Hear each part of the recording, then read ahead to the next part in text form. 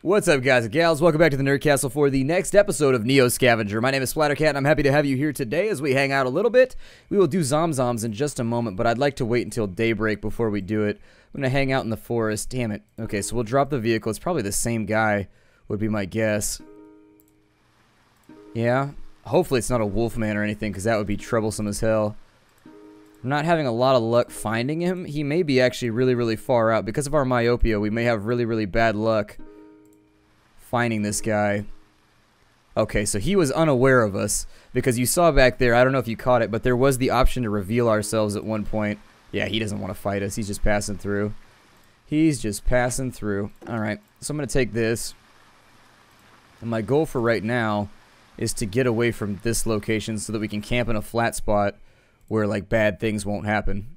So, now that did I leave my trap around somewhere? I could make another one. It's not that big of a deal, but damn. Oh, no, there it is. I was going to say, I thought I brought my noise trap with me. I'm pretty sure I didn't make that noob move. Like, I make a lot of noob moves. Sometimes I make a noob move to the left. Sometimes to the right. Always noobish. Very noobish. But in this case, I'm pretty sure that I didn't, like, noob that up somehow.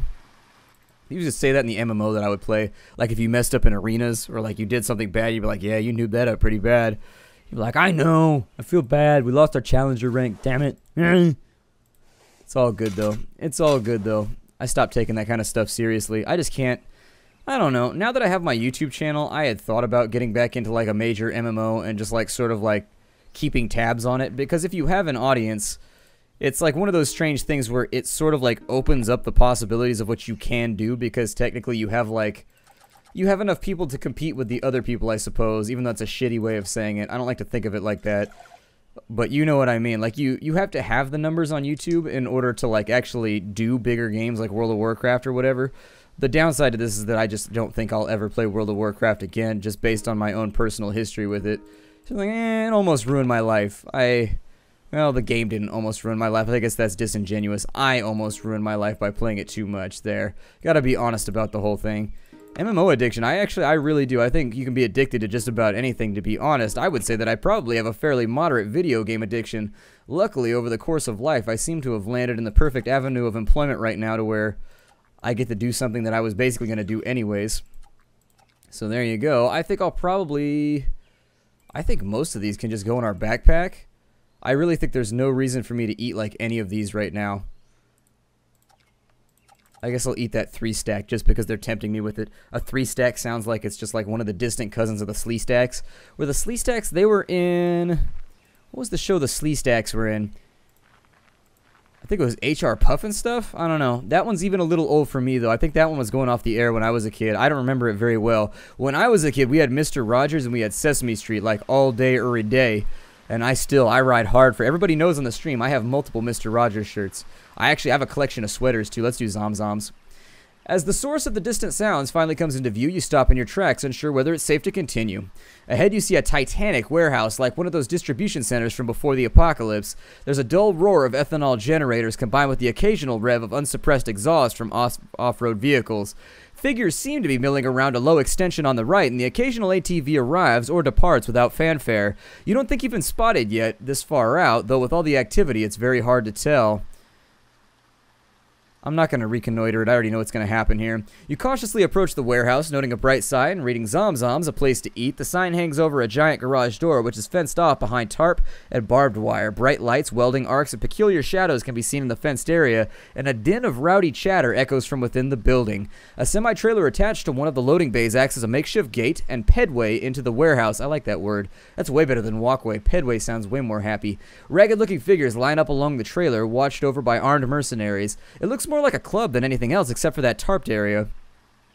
Just then, your stomach sinks when you realize there's a truck on the other side, offloading prisoners or slaves of some sort. Biting back panic, you reason that showing fear now might mark you as a target and try not to break your stride. Mercifully, nobody seems to care. Well, I've got a gun, I mean...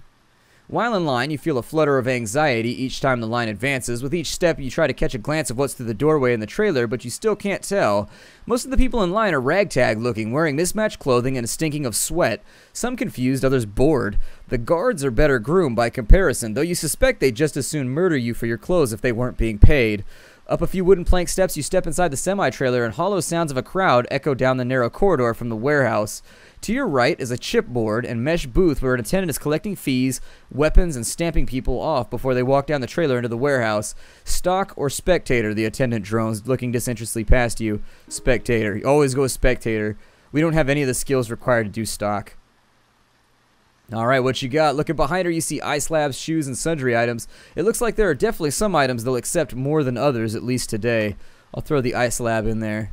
You offer your item, and she stashes it in a metal locker. Hand, she demands, reaching for a stamp as you present your hand. She applies a symbol and number, then nods to another grisly merc who checks you for weapons. He tosses your confiscated items into a numbered bin and ushers you down a trailer. Inside, it's 1 part super club, 1 part gladiator pit. A wall of sound assaults your ears as you cross the threshold. Part human cacophony, the other part generator exhaust, mostly frenetic industrial music, and the smell of food and smoke. You can't hear it over the noise, but you can feel your stomach rumble at the smell of sweet barbecue. The cavernous warehouse is dominated by a dirt-floored arena with high mesh walls. Spectators ring the pit on 3 sides, the 4th reserved for a large garage door leading outside into a tarp-fenced courtyard. Behind the door, you catch the flash of welding arcs where it appears scrapyard robots are being prepped. And opposite the garage door, the thing you'll really care about right now, a wide booth with grills spewing sweet and spicy smoke into the rafters above. People clamor to get at it and walk away with their prize smeared all over their hands and lips alike. Barbecue. You wade through dirty patrons, intent on handling some ribs. I love ribs, or beans and rice, or whatever it is they've been cooking over there. Who knows how long you've been in cryo, how long it's been since you had a hot meal. Pressing your way through this final wall of hungry patrons, you get an elbow on the counter and desperately try to make eye contact with one of the servers. A few eternal minutes later, one of the apron-clad food slingers glances at you, and you nod like an excited dog. He reaches into a smoker box and withdraws a loaded skewer and places it in your hand. Sweet, succulent barbecue. Savoring it at first, you start to grow paranoid that it'll be snatched from your hands, and you bear down on it with renewed fervor, huddling it against your lips as you absently walk away from the grill. This meat, it's good, fully developed veal. Not young, but not yet beef. Yes, very definitely like that, but not like any other meat you've tasted. In fact, so much so that you think no person with a palate of ordinary normal sensitiveness could distinguish it from veal. It's mild, good meat with no other sharply defined or highly characteristic tastes, such as, for instance, goat, high game, and pork calf. The steak is slightly tougher than prime veal, a little stringy, but not too tough or stringy to be agreeably edible. The roast is tender and in color, texture, smell as well as taste. It strengthens your certainty that of all the meats you habitually know, veal is one meat to which this meat is accurately comparable. Just then, the announcer pipes up with that same oscillating voice every strip club DJ seems to have. He starts hyping the crowd. "Can you count, suckers?" he shouts. Patrons start yelling back. "I said, can you count, suckers?"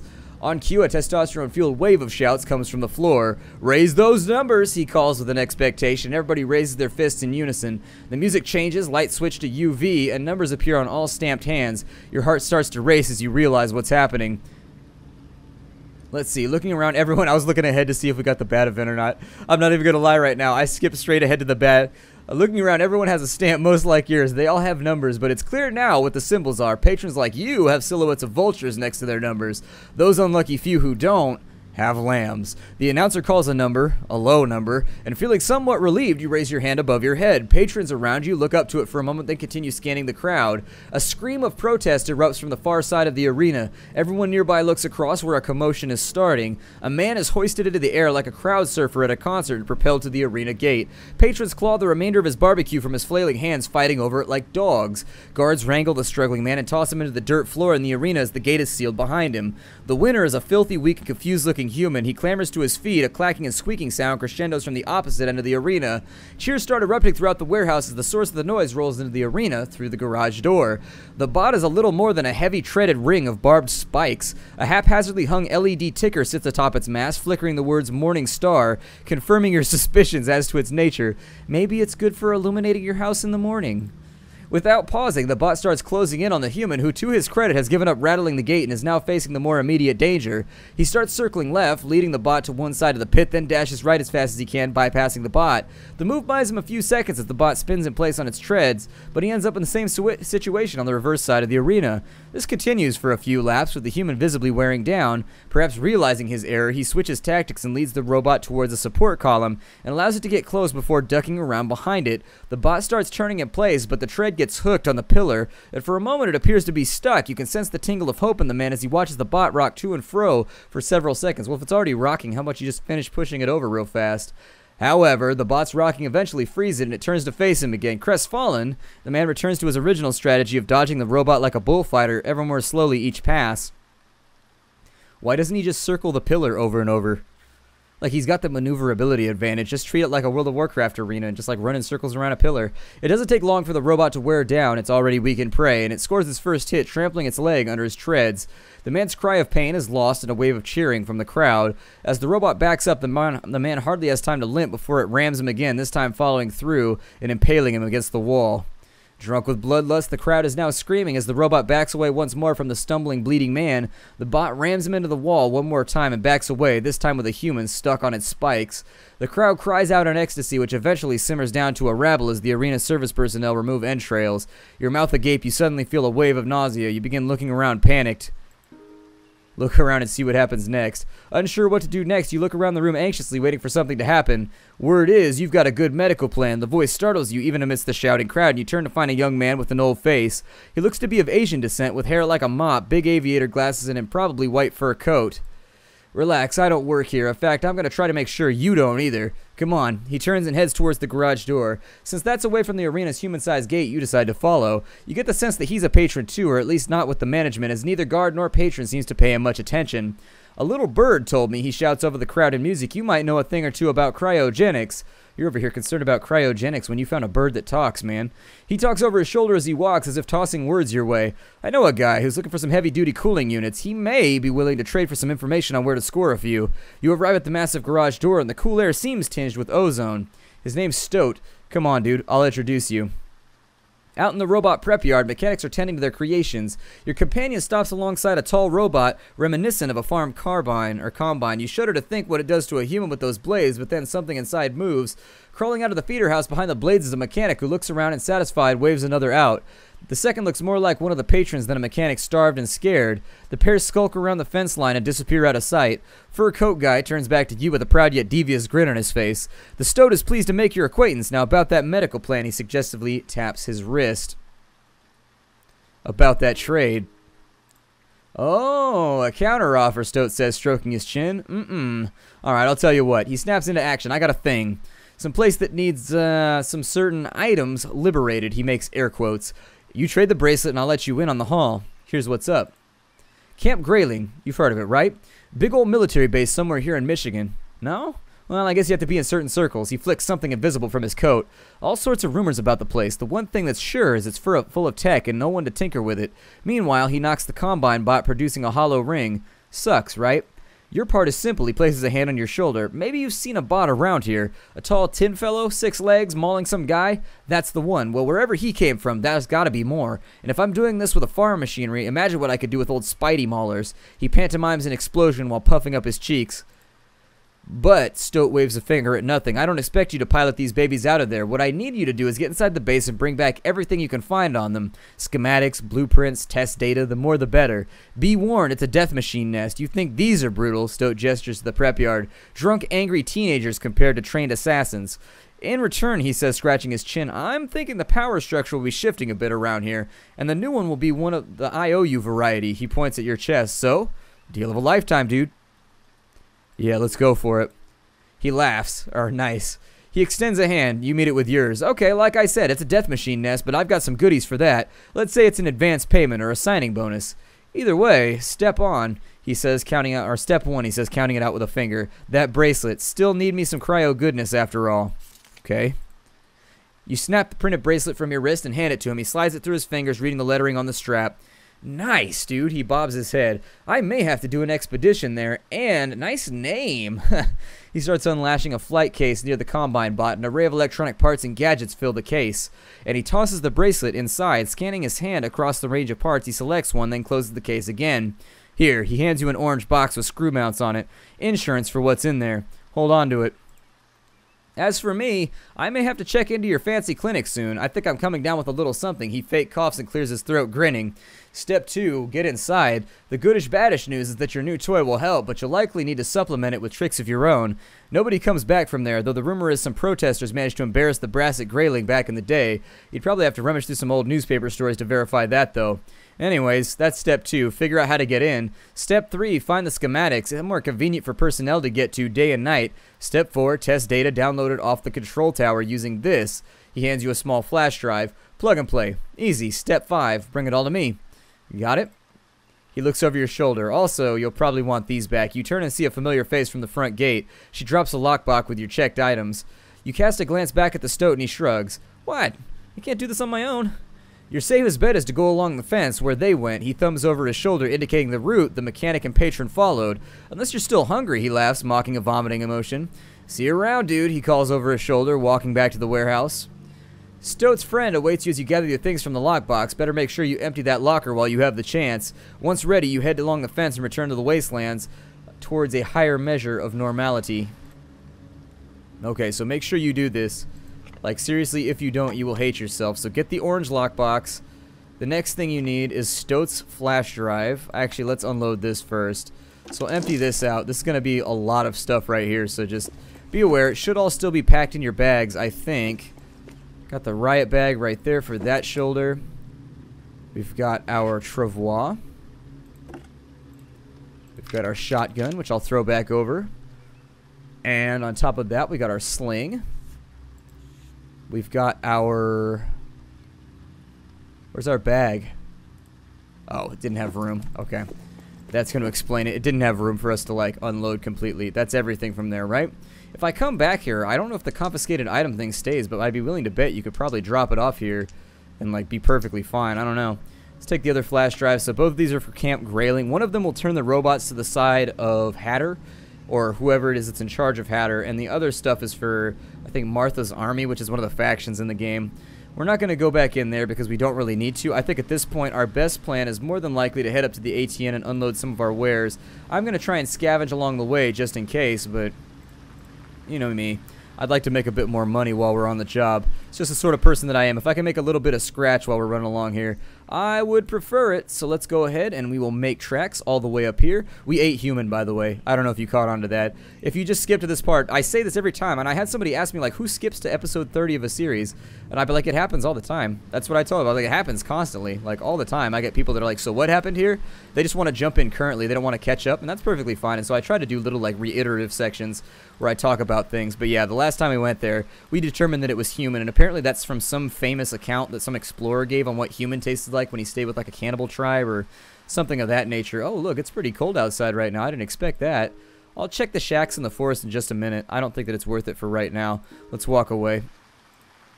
I'd actually really prefer, considering the fact that we're almost there. Let me eat some of these berries to get ourselves unthirsty for a second. There we go. And so now that that's done, I really don't want to get attacked in this forest. There we go. So we're in the ATN Enclave. I'm going to sit down for a meal. We may have had one already today. No, we didn't. We're good. And then I'm going to go to the trade post.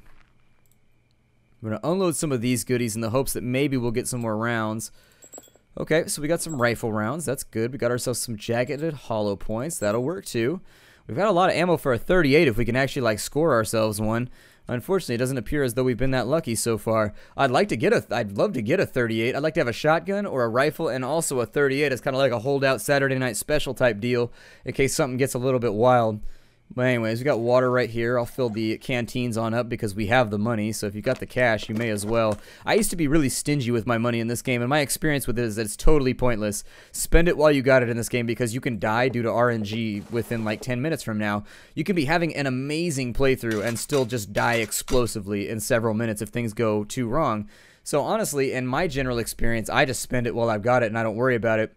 At this point, I'd love to get my myopia fixed, and that's going to cost us quite a bit of cash. And then after that, we can get cyber eyes.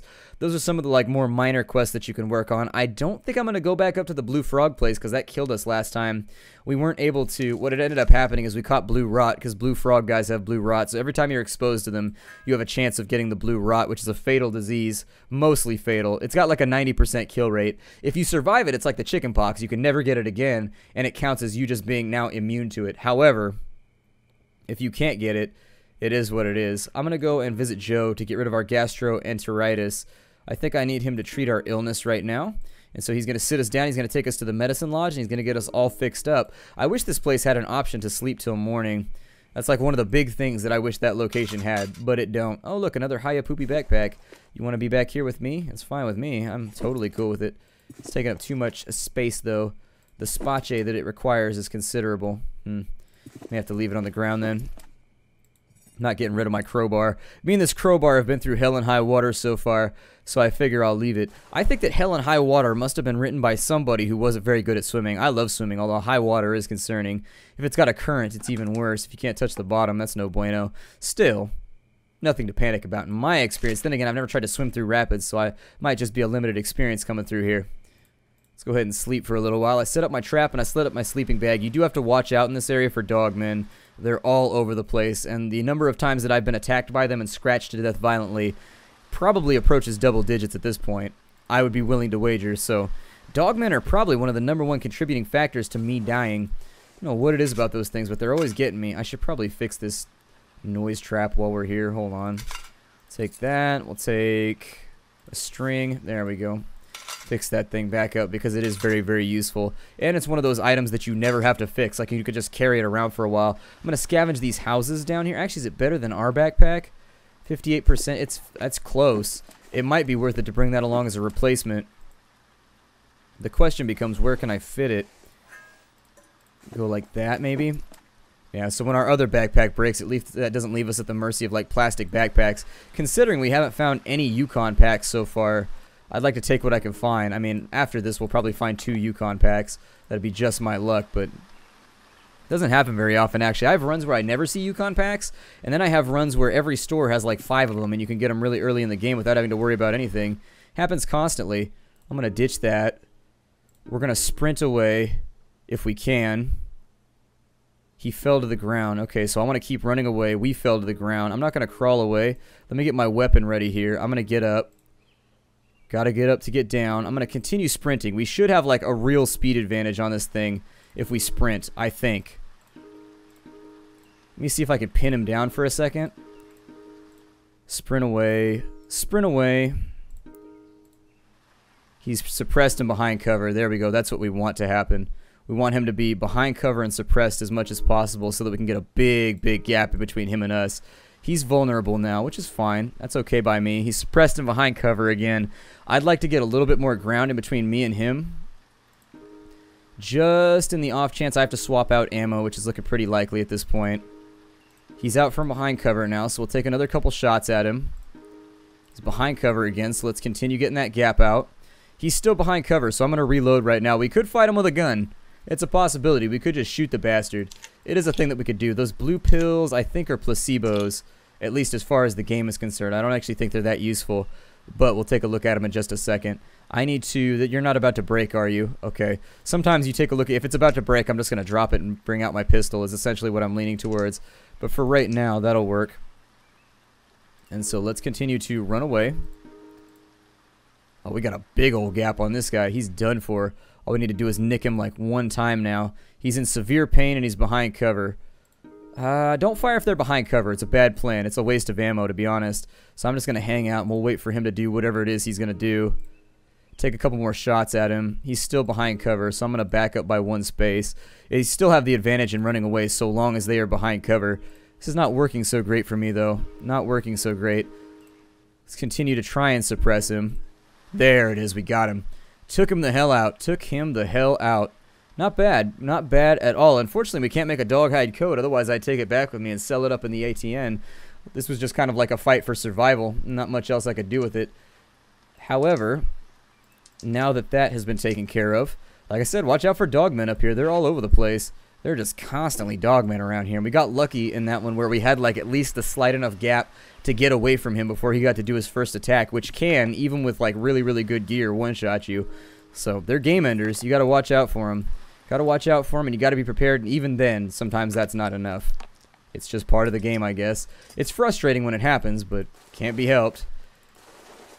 If and when it occurs to you, believe me, you'll think about this, and you'll be like, yeah, I remember Splattercat talking about this, and I'll be like, yep, they got you, didn't they? Yeah. Those goddamn dogmen. Always getting somebody. There was something else in here that I wanted, and I can't think of what it was right now. I saw it drop. Maybe it was just the scope. It must have been just the scope. Either way, are we done here? If either of these are locked, I'll loot them, but the normal sheds aren't worth it. Okay, well, now that we're done with that, I guess I'll break off the episode. My name is Splattercat. Thank you for joining me here at the Nerd Castle for the next episode of Neo Scavenger. I will see you all in future episodes. Bye, everybody.